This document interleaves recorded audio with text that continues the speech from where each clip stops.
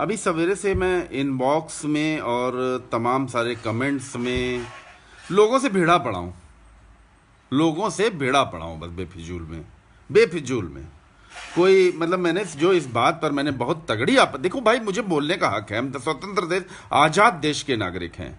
भगत सिंह, चंद्रशेखर आजाद और अंग्रेजों से जो हमें आजादी दिलाने वाले शहीद थे, सच्चे शहीद थे हमारे देश के, उन्होंने हमें आजादी किसी दल की गुलामी करने के लिए नहीं दिखाई है। लेकिन एक बात मेरे मन में आ रही है, ये जो हो रहा है देश में 2014 के बाद से, नरेंद्र मोदी को मैंने बहुत जबरदस्त समर्थन दिया था, बहुत जबरदस्त समर्थन। आज से पूरे 1.5 साल पहले तक मोदी जी का मैंने बहुत जबरदस्त समर्थन दिया। उसके बाद जनवरी 2018 से मैंने मोदी जी की, योगी जी की, भाजपा की कमियां गिनानी शुरू की। मैंने बुराई नहीं की कि बहुत सूट पहन लिया, और जो जली चिढ़ी बुराई होती है ना, कि जो जले हुए चिढ़े हुए लोगों की एक बुराई होती है कि वो फलाना बड़ा आदमी बन गया, तुम्हारे जले चिढ़े गरिया रहे उल्टा से। ऐसा नहीं, तर्क संगत बातें कि मोदी जी आप यहां नहीं सही कर रहे हैं, आप ये नहीं सही कर रहे हैं। योगी जी की फोटो लगा के, मोदी जी की योगी लगा के फोटो लगा के देश भर में एक फर्जी हिंदूवाद, फर्जी जो है लड़ाइयां बढ़ रही हैं, फर्जी फोकट में हिंदू राष्ट्रीय। यार 110 करोड़ लोगों का ये हिंदुस्तान है, और 110 करोड़ लोगों का ये हिंदुस्तान आगे ही बढ़ेगा। 110 से 120 होंगे, 140 होंगे, 150 करोड़ हिंदू होंगे। अगर कोई विपदा, विश्व युद्ध, बड़ा सुनामी, बड़ी प्राकृतिक आपदा ना आई तो। आबादी जैसे सबकी बढ़ रही है, वैसे हिंदुओं की भी बढ़ी। मुस्लिम भी उसी अनुपात में बढ़े हैं, और हिंदू बल्कि ज्यादा बढ़े हैं। इसको बात को समझिए। हमारी अनुपात देखिए, जनसंख्या का अनुपात देखिए, तुलना लोग कर करके कि हिंदू ये कर रहे हैं, वो मुस्लिम ये कर रहे हैं, मतलब विवाद बढ़ाते रहे, फर्जी फोकट के विवाद।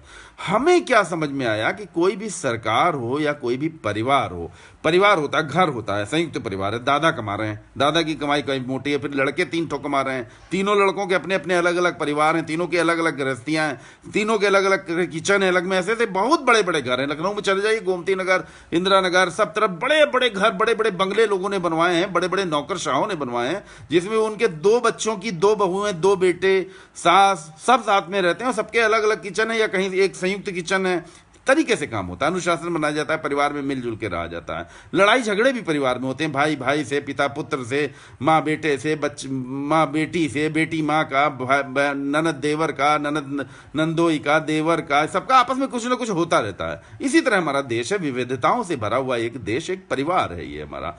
और हमारे परिवार के मुखिया सबसे टॉप के होने चाहिए। तो मुखिया के कर्म जो परिवार के अंदर, परिवार के लोगों की देखरेख के होते हैं, जो परिवार यानी देश का समाज, देश की प्रजा, प्रजा को क्या मिल रहा है, ये बातें ना हो करके जो प्रजा के चारों तरफ रक्षक सेना खड़ी है, उसको मोहरा बना के चुनाव लड़ा जा रहा है। ये बहुत गलत लगा मुझे। जैसे मैंने जो बात कही, ये बात अकाट डंके की चोट की बात है कि अगर पुलवामा ना होता, पुलवामा तो अब पुलवामा पे अगर मैं ये कहूं कि किसी ने, भाजपा ने या किसी बड़े नेता ने करा दिया, तो भक्त हम पे नाराज। हम ये नहीं कह रहे हैं, कराया हुई एकाएक घटना, जो पुलवामा के 42 लोग खत्म हुए, पुलवामा का जो बहुत बड़ा कानवाय जा रहा था, वो उस कानवाय को नहीं मालूम था कि उसके ऊपर हमला होने वाला है। कानवाय को तो नहीं मालूम था ना, उस पूरे जखीरे को जो हजारों लोग, 2000 के लगभग लोग जा रहे थे, उनको तो नहीं मालूम था ना। ये बात समझने वाली बात है कि आप मान लीजिए किसी शैक्षणिक टूर पे जा रहे हैं, कहीं जा रहे हैं, तो वो जो टूर पे आपको ले जाने वाले मैनेजर्स हैं, उनकी प्लानिंग होती है कि वो ले जा रहे हैं, कैसे ले जा रहे हैं। बाकी जो जाने वाले बच्चे हैं, स्कूल की तरफ से, कॉलेज की तरफ से, किसी जीओ के टूर में, साइंटिफिक टूर में, मानव एकता के टूर में, एनएसएस के टूर में, एनसीसी के टूर में जाते हैं बच्चे। जब जाते हैं तो बच्चों को अपने जो मुखिया है, जो ले जा रहा है, उन पर भरोसा होता है। हमारे देश की सेना ने हेलीकॉप्टर्स नहीं दिए, हमारे देश के सरकार ने, सेना कह रहा हूं, हमारे देश की सरकार ने सेना को उस समय एयरलिफ्ट कराने के लिए हेलीकॉप्टर और एयरलिफ्ट नहीं कराया, तो पुलवामा की घटना हो गई, करा दी। क्या हुआ इस पे मैं बात नहीं कर रहा हूं। लेकिन अगर पुलवामा ना होता, ये बहुत 100% पते की बात है कि पुलवामा ना होता, ये घटना होती, तो एयर स्ट्राइक भी ना होती, तो मोदी किस पे वोट मांगते यार। तुम्हारे घर में जो खाना बनना है, किचन में, तुम्हारे पिताजी जहां भी नौकरी करते हैं, जहां से भी कमा के लाते हैं, तुम्हारे घर का मुखिया जहां से भी कमा के लाता, अगर वो कमाई के बारे में कहां से कमा रहे हैं, क्या कर रहे हैं, इस पे बात ना करो। घर में क्या क्या सामान आ रहा है, कहां क्या क्या सोफे रखे हैं, बेच रखा, किचन में क्या क्या रखा है, ये सामान ठीक नहीं रखा, वो किताबें ठीक नहीं रखे, पढ़ाई कोई ठीक से, इस पे बात ना करो। और बाहर खड़े होकर बस अड़ोस पड़ोस के लोगों को गालियां बकने दो लोगों, पड़ोसी साले, पड़ोसी ऐसी और बस उसी में खलीफा बन जाओ। तो ये खलीफा वाली राजनीति कौन सी है? ये राजनीति बहुत गंदी है। और आज जो देखो भाई, मैं मोदी के खिलाफ, मैं भाजपा के खिलाफ, कांग्रेस के खिलाफ, सपा के खिलाफ, सब किसी के खिलाफ इस तरीके से नहीं बोल रहा हूं। मैं सिस्टम जो है ना, एक राजनीतिक दल, यहां मोदी, अमित शाह, सबको किनारे करिए। एक पॉलिटिकल पार्टी जो राष्ट्रीय पार्टी है, वो क्या आशाराम बापू और राम रहीम है क्या? नरेंद्र मोदी क्या राम रहीम बाबा हैं? आशाराम बापू बाबा हैं क्या? आशाराम बापू, राम रहीम के भी तो भक्त आज भी हैं ना, लाखों करोड़ों आज भी भक्त हैं। आज भी आशाराम बापू को मानने वाली इंदिरा नगर में रहने वाली एक लेडी का फोन हमारे पास आया। राम रहीम को मानने वाले आज भी हैं बहुत से, जो राम रहीम को भगवान की, वो अंध भक्त हैं। और जो पढ़े लिखे लोग हैं, जो भाजपा के लोग हैं, जो भक्त बने हो तुम भाजपा के, क्या तुम आशाराम और राम रहीम वाली हरकतों को ठीक मानते हो? कानून अपना काम कर रहा है ना, वो संविधान के दायरे में, जेल में, अगर निर्दोष हो तो बाहर निकलें। यहां पर मोदी क्या आसाराम बापू और राम रहीम हो गए हैं? मतलब देश की राजनीति की बहुत बढ़िया स्टेज सज रहा है, बहुत बड़ी बड़ी मालाएं, चुनाव में इतनी बड़ी बड़ी मालाएं मैंने नहीं देखी थी। मैंने बहुत, मतलब सेम हो रहा है। आज से साल भर पहले भी मोदी किसी योजना का उद्घाटन करने आते थे, खूब बड़ी बड़ी माला, खूब स्टेज पे नौटंकी, खूब बढ़िया, एक से एक सजे धजे लोग, बढ़िया बढ़िया कपड़ों में, एक से एक मतलब मेकअप करके आए। ब्यूटी पार्लर, जेंट्स वाले ब्यूटी पार्लर में, कहो नेताजी लोग जाते हो या पार्लर का बंदा उनके घर आता हो, बढ़िया। हम तो कुछ नहीं किया, हम तो अपने घर में सो के उठे बोल रहे हैं। तो हम एक बात आज आप लोगों से पूछ रहे हैं, क्या मुझे कोई दल अब सही में ज्वाइन करना चाहिए? और दल में फिर कौन सा दल? कांग्रेस, भाजपा, सपा, बसपा, किस दल के पास में चला जाऊं? कहां चला जाऊं? मुझे तो आज की तारीख में सच कहें, एक आत्मा की बात बता रहे हैं, राहुल गांधी और प्रियंका गांधी भाई बहन की जोड़ी पे हमारे पूरे देश को प्यार आ रहा है, मोहब्बत आ रही है। क्यों आ रही है? क्योंकि एक मां है सोनिया गांधी।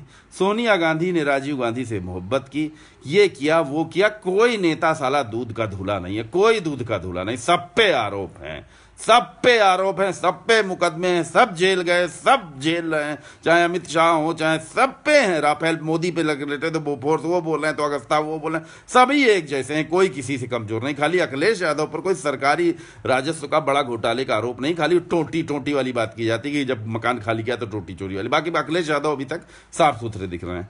तो मैं ये जो बात सोच रहा हूं अपने मन में कि मैं किस दल में जाऊं, बताइए, आप बताइए मुझे किस पार्टी में जाना चाहिए। मैं किसी पार्टी में जाके उस पार्टी के लिए फिर खुल के बोलने लगूं, क्योंकि सभी तो एक जैसे यार, कुछ थोड़ा बहुत उस पार्टी को सुधारेंगे, किसी नेताजी के साथ हो जाएंगे, और फिर तो हमको तो नहीं रोक सकता कोई। हम तो टॉप पे जाएंगे ही जाएंगे, हमको मालूम है, क्योंकि हमारा बोलना, हमसे लोग घबराते हैं यार। बहुत बड़े बड़े नेताओं में, बहुत बड़े मंत्रियों, मुख्यमंत्रियों, सबके साथ मीटिंग किया हूं, लेकिन जब किसी हॉल में तमाम सारे लोग बैठते हैं और जब मैं बोलता हूं तो सामने बैठे दो चार लोगों के मुंह बन जाते हैं, क्योंकि थोड़ा सच बोलता हूं, ज्यादा बोलता हूं, कुछ बातें मुंह से ज्यादा निकल जाती हैं कि सत्य कि जो नहीं बोलना चाहिए लोग लिहाज करते हैं, हम वो भी बोल देते हैं। यहां पे जो हम जिस पार्टी में जाएंगे उस पार्टी का तो भला कर ही देंगे, उस पार्टी में तो सुधार कुछ ना कुछ ला ही देंगे, लेकिन क्या मुझे ये करना चाहिए या नहीं करना चाहिए? मैं जैसा, क्योंकि मुझे गुस्सा लग रही है, लोग मुझको बेफजूल में पार्टी बना रहे हैं ना, तो पार्टी बन ना जाए फिर कहो, क्या करें यार, समझ में नहीं आ रहा है। चुनाव लड़े ना लड़े, नामांकन अब 10 तारीख 11 तारीख हो गई, 18 तारीख तक लखनऊ में नामांकन होंगे। 2 दिन का खेल है मेरे लिए, 2 दिन का, 2 डेज, ओनली 2 डेज नामांकन करना।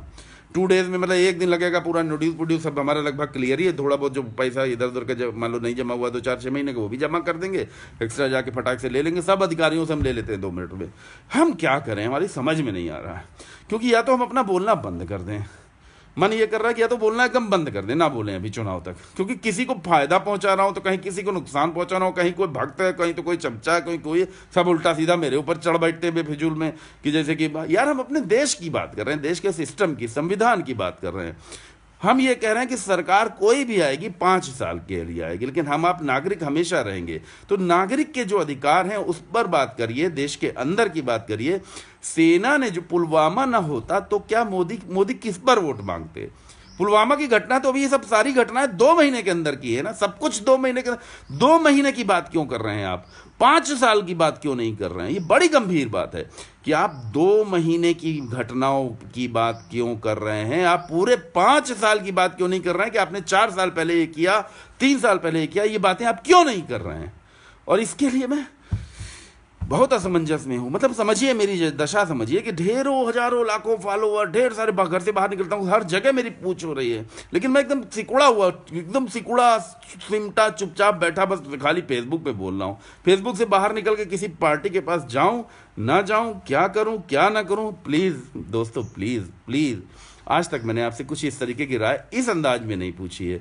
आज मैं सच में पूछ रहा हूं, सच्ची तर्क संगत सच्ची राय दीजिए। हमारा तो मन यही था कि हम चुनाव के बाद अपना सत्यांश एकता फाउंडेशन के तहत एक बहुत बढ़िया सी संगठन बनाएंगे जो भ्रष्टाचार के खिलाफ बहुत तगड़ी, कोई किसी की भी सरकार कभी भी आए, जिंदगी भर एक ही काम करेंगे, फिर सत्य पे चलेंगे, सत्य पथ पे चलेंगे, दुनिया की मदद करेंगे। आपके किसी भी प्रकार के काम है, चाहे बंदूक का लाइसेंस हो, पासपोर्ट हो, राशन कार्ड हो, सरकारी कोई भी काम हो, आपका अंत्योदय योजना, आयुष्मान योजना, उज्ज्वला योजना, इन सभी योजनाओं को फिर अमल में कराने, कहाँ क्या काम हो रहा है क्या नहीं हो रहा है, एक भ्रष्टाचार के खिलाफ एक बहुत बड़ा एक संगठन बना के आप सब लोगों को अपने साथ लेके लगातार चालू हो जाएंगे। लेकिन तब तक अभी ये जो 2 महीने चुनाव चल रहा है, 2 महीने तो खाली चुनाव की बात होनी है, अभी 1-1.5 महीने तो चुनाव में सब न्यूज चैनल वाले जो भोंकते हैं बोलते हैं उनको तो पैसे मिलते हैं मोटे मोटे से, बहुत बड़ी बड़ी 2-2 लाख रुपए की 3-3 लाख रुपए की नौकरी कर रहे हैं जितने भी, जैसे अंजना ओम कश्यप। शर्म आती है यार ऐसी पत्रकारिता पे, थू करने का मन करता है। अंजना ओम कश्यप यही लखनऊ में घंटाघर में अपना वो शो कर रही थी। एक अम्मा ने, एक बुजुर्ग महिला ने पूछा, टीवी के चैनल सारे बंद हो गए और इतना इतना पैसा देना पड़ रहा है, ये तो पड़ रहा है। अंजना तुरंत सवाल पलटा, गोल हो गई, दूसरी तरफ मुड़ गई। मतलब साहस नहीं है लोगों के अंदर। आपके टीवी में, आपके सेट टॉप बॉक्स में, आपके मोबाइल का आज 150 रुपए जो जियो का चल रहा है, एक कल को 300 हो जाए, 500 हो जाए, कुछ हो जाए तो आप बोल ही नहीं सकते। आप दूरदर्शन खत्म ही हो गया, मतलब वो वाला एंटीना लगा के टीवी बाजार से खरीद लाइए तो कुछ भी नहीं आना जब तक कि आप सेट टॉप बॉक्स ना लगा रहे। कानून बदलते जा रहे हैं, टेक्नोलॉजी बदलती जा रही है, जीवन जीने के तरीके बदल जा रहे हैं, सब कुछ जो है मोबाइल पे होता जा रहा है। उसके बाद भी सच मत बोलो, सवाल करो न्यूज चैनल से तो न्यूज चैनल वाले मुंह दुबा के भाग जाते हैं। बस केवल एकदम, जानते हैं क्या होता है न्यूज चैनल वाले, जितने आपको लोग बहुत दिख रहे हैं लगातार दिखेंगे, उसके बाद 1 हफ्ता 10 दिन के लिए नहीं दिखते हैं। कोई बहुत बड़ा रिपोर्टर है, अंजना ओम कश्यप, रोहित सरदाना और ये जो सुधीर चौधरी, इस तरीके के बड़े बड़े जो रिपोर्टर हैं, अर्नव गोस्वामी टाइप के सब बड़े बड़े रिपोर्टर हैं, रजत शर्मा, बड़े बड़े रिपोर्टर, बड़े बड़े तोप हैं, जो इनके पास करोड़ों रुपए की संपत्ति है, करोड़ों रुपए का तामझाम है, जुटे रहेंगे 1 लाख लगातार 1 महीने तक। उसके बाद 10 दिन के लिए गोल हो जाएंगे। फिर ये कहाँ जाके जलवे से छुट्टी मनाते हैं, किस बढ़िया टॉप के देशों में रहते हैं, ये कभी कोई नहीं बताता है। शास्त्री भवन के 6ठे तल पर देश के सूचना एवं प्रसारण मंत्रालय में क्या भ्रष्टाचार है, कभी कोई नहीं बताता है। ट्राई का एक विज्ञापन कि ट्राई के इस कानून के तहत आपका टीवी में, ये चैनलों को आपको ये पैसा देना, ये सेट टॉप बॉक्स लगा, ये सब आपके टीवी स्क्रीन पे आ जाएगा। लेकिन किसी अखबार में आपको ट्राई की, टीडी सेट की, प्रसारण उद्योग की खबरें नहीं मिलेंगी, क्योंकि वो रिपोर्टर वहां तक पहुंच ही नहीं पाते हैं। पहुंचते हैं तो पहले ही संपादक जी का फोन आ गया, किसी बड़े रिपोर्टर का फोन आ गया कि यार इस पे खबर ना करो, वहां आगे मत जाओ, वहां आगे तुम आगे जाना तुम्हारा बैन है। उनके बारे में कुछ नहीं बोल सकते। ये लोग जो है देश में माहौल बनाते हैं, देश का मनोविज्ञान सेट करते हैं, देश का पॉलिटिकल कैरियर सेट करते हैं। लेकिन इन सब के ऊपर हूं मैं, अनिल उपाध्याय, जो एक पुराना पत्रकार, एक एडवोकेट, एक समाज सेवी, एक स्कूल का मैनेजर, बहुत कुछ है मेरे पास, जिंदगी के हर क्षेत्र में बहुत काम किए हैं। और सच बोलता हूं तो आज सच पूछ रहा हूं, सच में आपसे पूछ रहा हूं कि मुझे क्या करना चाहिए। प्लीज आप बताइए, मैं आपसे रिक्वेस्ट कर रहा हूं कि मुझे क्या कोई दल ज्वाइन करना चाहिए, किसी दल का सपोर्ट करना चाहिए, कहां जाना चाहिए, मुझे क्या करना चाहिए, आप मेरी मदद करें। कोई फोन आया, चलिए स्पीकर पे लेते हैं, बात करते हैं, कौन है। हेलो हेलो हेलो हाँ हेलो, बताइए। हेलो, आवाज कट गई, सिग्नल ही इसी रहते हैं। अब ये मोबाइल के सिग्नल, कौन से सिग्नल कैसे चलते हैं, टावर्स कैसे लगते हैं, और स्विचेस कैसे काम करते हैं, मॉडेम्स कैसे काम करते हैं, स्प्लैशिंग कैसी होती है, फाइबर ऑप्टिक कितनी देश में बिछी है, इस पे मोदी कुछ बोल देंगे, सब जो नहीं मान जाएंगे। न्यूज चैनल वाले, बड़े बड़े संपादक भी मान जाएंगे, क्योंकि उनको भी नहीं मालूम है। बड़े बड़े अखबारों के संपादकों को कुछ नहीं मालूम है ABCD के प्रसारण और नेट के सिग्नल और ये सब चीजें कैसे चल रही। मुझको मालूम है, क्योंकि अध्यक्ष रहा हूं ना, अध्यक्ष हूं केबल ऑपरेटर्स वेलफेयर एसोसिएशन का। देश में केबल टीवी का सबसे बड़ा नेता हूं, जिसने देश में प्रदेशों में कानून सेट करा है। 2014 में प्रकाश जावड़ेकर पहले सूचना एवं प्रसारण मंत्री बने थे, उनकी पहली मीटिंग हमारे साथ हुई थी और 2 साल के लिए डास कानून आगे बढ़ा दिया था।